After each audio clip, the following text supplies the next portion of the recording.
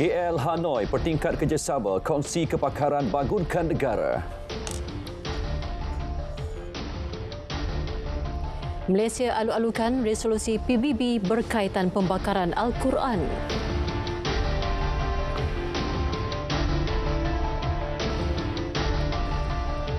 Assalamualaikum dan salam Malaysia Madani.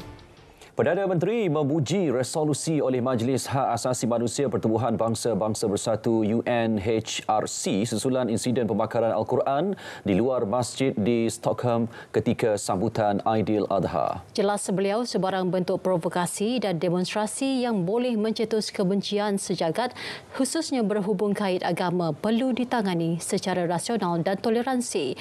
UNHRC telah menerima pakai satu resolusi membendung kebencian terhadap agama yang mencetuskan hasutan untuk mendiskriminasi, permusuhan atau keganasan pada 12 Julai. Daripada 47 anggota majlis, 28 negara mengundi menyokong resolusi tersebut termasuk Malaysia, 12 menentang dan 7 berkecuali. Bagaimanapun, Datuk Seri Anwar kecewa apabila setiap langkah progresif yang diambil bagi menentang Islamofobia, terdapat pula kebencian dalam kalangan mereka yang berselindung di sebalik hak kebebasan bersuara seperti yang ditunjukkan negara anggota yang menentangnya. Tanggapan ekstremis tentang kebebasan sangat merugikan masyarakat, malah boleh membawa kepada pelanggaran hak individu untuk hidup dengan jaminan keselamatan yang baik. Malah Islamofobia adalah racun yang bukan hanya mengancam umat Islam seluruh dunia tetapi juga negara barat. Malaysia dan Vietnam perlu terus bekerjasama serta berkongsi kepakaran dalam bidang yang dikuasai sekaligus mendapat manfaat bersama. Jelas Perdana Menteri ini memandangkan ekonomi serta pembangunan negara itu mampu berkembang pesat dalam tempoh singkat. Dia boleh meningkat maju dalam masa singkat sebagai kekuatan ekonomi yang menggerunkan, menakjubkan dalam masa singkat, dan di antara negara membangun dan berkembang yang paling berjaya di dunia. Ini maknanya tata kelola itu diutamakan, membersihkan negara daripada pengaruh-pengaruh yang boleh melemahkan sendi negara itu.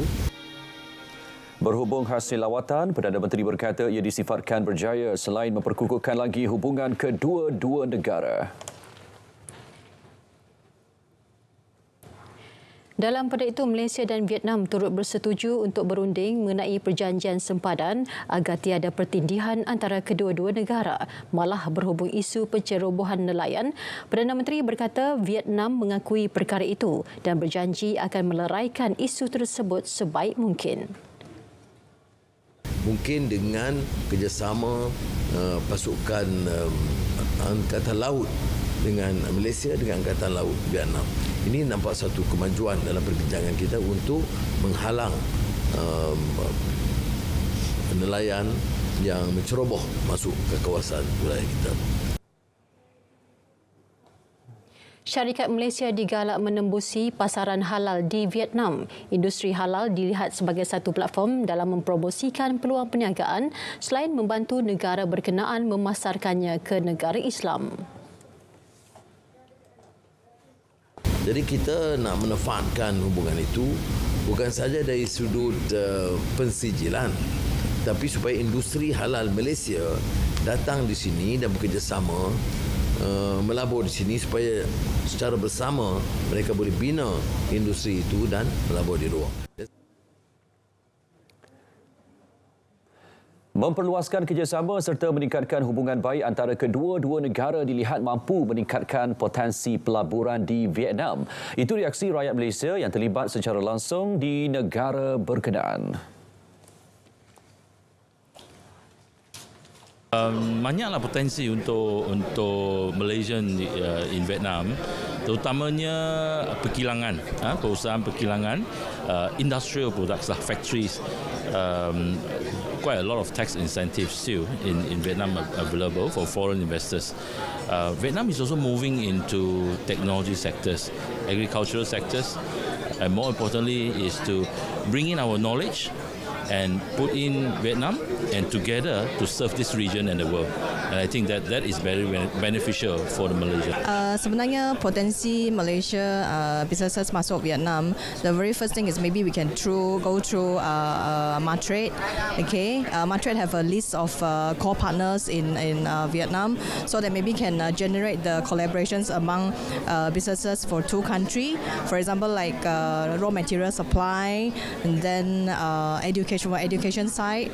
So then, yeah, this is what we could suggest, and also maybe go through Malaysia Business Chambers as well. We have our members that have been settled down and established the businesses in Malaysia. Kat Vietnam bagus. Actually Vietnam ni adalah satu negara yang sedang mengembang kan. Terlalu cepat sebab banyak FDI datang sini. So saya rasa participation from Malaysian company tu kurang berbanding dengan Singapore, Korea dengan Jepun. Bagus. I think the meeting ataupun the visit by PMX Datuk Seri Anwar adalah bagus.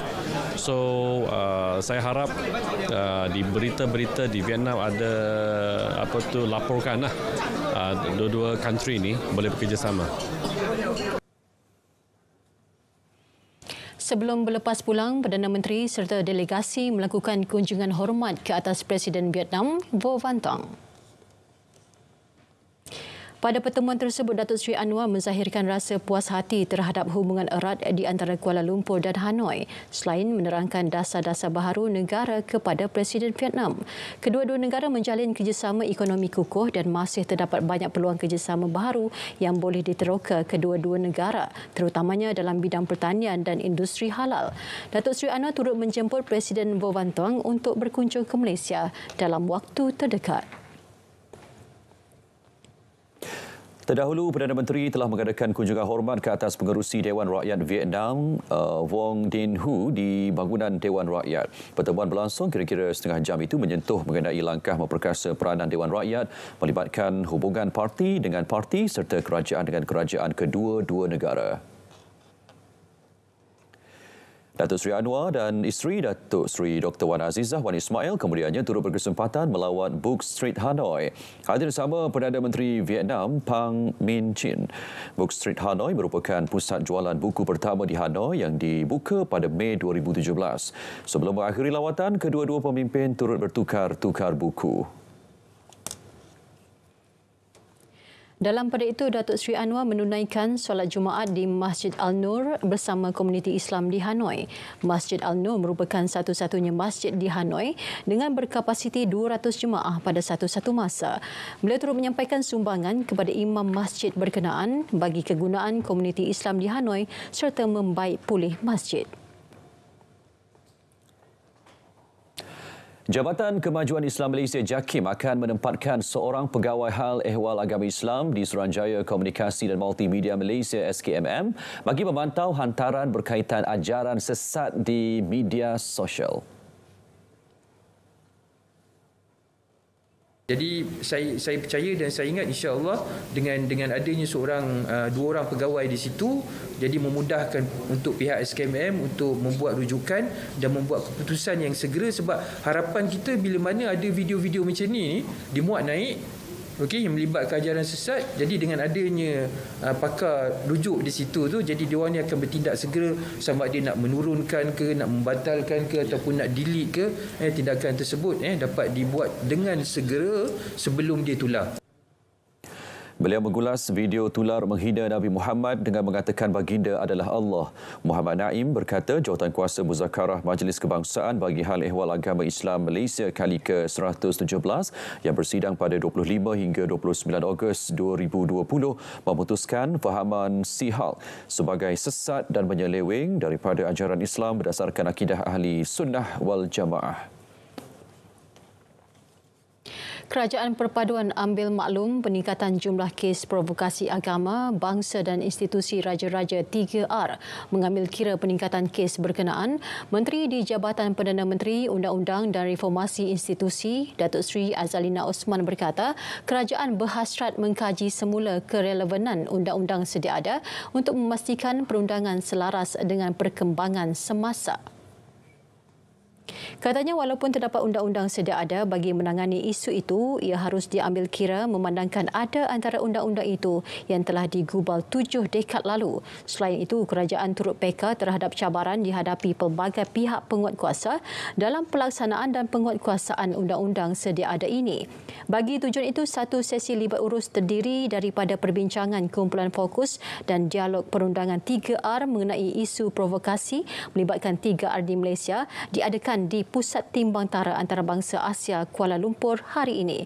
Hasil daripada perbincangan kumpulan fokus dan dialog perundangan 3R akan dibentangkan kepada Jemaah Menteri.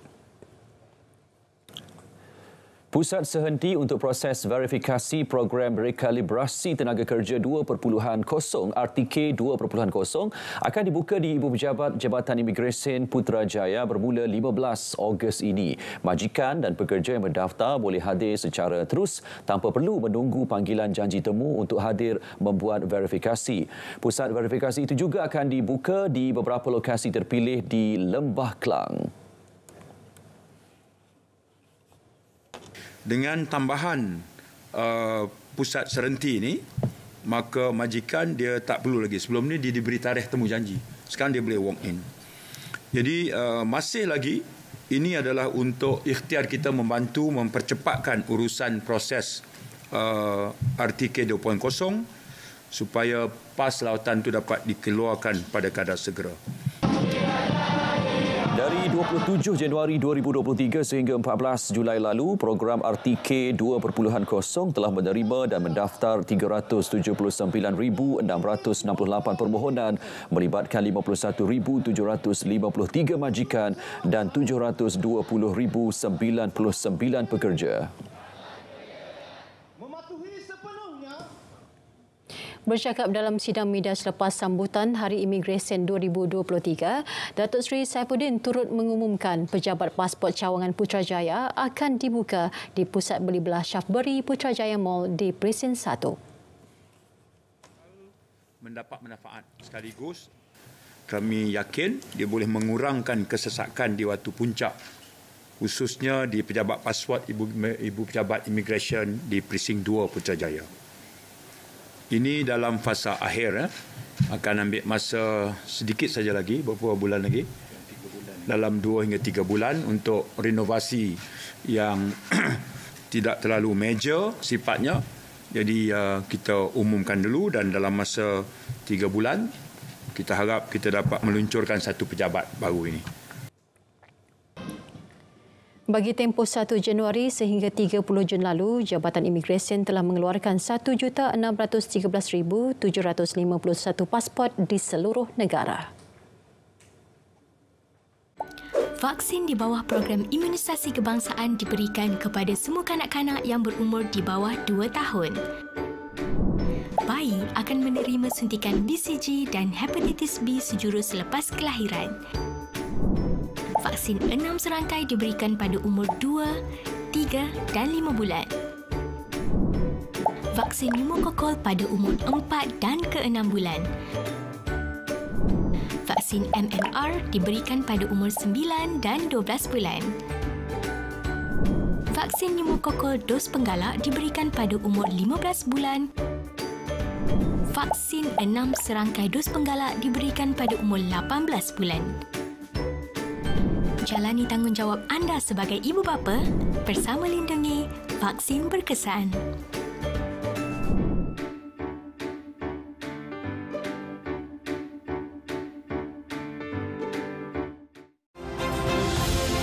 Melda memang telah mula, bahkan dah biaya RM128 juta untuk penyediaan tenaga serta rawatan pembekalan air bersih di Kompleks Sahabat. Saya umumkan subsidi diesel supaya penjanaan tenaga dan rawatan air akan memberi manfaat kepada 43,000 penduduk sebanyak RM36 juta setahun. Bersua kembali. Pertubuhan Peladang Kebangsaan NAFAS memperkenalkan skim baja perintis sebagai skim subsidi baja tambahan kepada petani bagi mempertingkat kapasiti pengeluaran beras negara. Menteri Pertanian dan Keterjaminan Makanan Datuk Seri Muhammad Sabu berkata, insentif itu memperuntukkan baja-baja tambahan lain kepada petani selain skim baja sedia ada. Beliau juga yakin NAFAS komited dalam melaksanakan insentif itu serta memainkan peranan dalam membekalkan baja-baja berkualiti pada masa akan datang.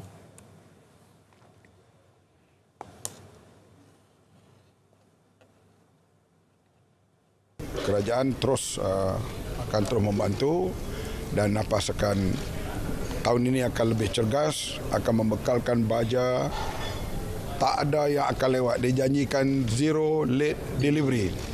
Artinya akan beri ikut musim dan sebagainya. Beliau ditemui pada program Santai Peladang bersama pemimpin peladang dari Zon Tengah di Seremban.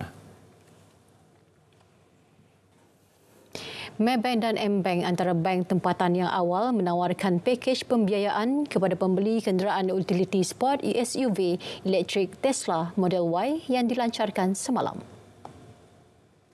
Menerusi pembiayaan EV Maybank, pembeli menikmati kadar pembiayaan keutamaan dan kompetitif serta pilihan bayaran balik fleksibel dengan pembiayaan sehingga 90%. Selain pembiayaan, cabang insurans Maybank Etika turut menawarkan pelindungan insurans melalui Tesla Insure. M-Bank yang juga penyedia pembiayaan pilihan Tesla di Malaysia pula menawarkan kadar faedah paling kompetitif. Pengeluar EV global itu turut menjalin kerjasama dengan M General Insurance Berhad bagi mengendalikan aspek insurans kenderaan Tesla. AirAsia X Berhad AEX mohon pelepasan Bursa Malaysia bagi pengecualian daripada keperluan untuk mengemukakan cadangan plan regularisasinya. Syarikat penerbangan itu turut memohon untuk dikeluarkan daripada senarai nota amalan PN17. Sejak tersenarai di bawah PN17, AEX telah melaksanakan pelbagai langkah dan strategi korporat untuk memperbaiki kedudukan kewangannya. Ia termasuk langkah penstrukturan semula yang menggabungkan skim penstrukturan semula hutang, penyatuan saham dan semakan plan perniagaannya. AEX kembali catat keuntungan bersih untuk 3 suku berturut-turut setelah merekodkan kerugian untuk tempoh 12 suku sejak 30 Jun 2019.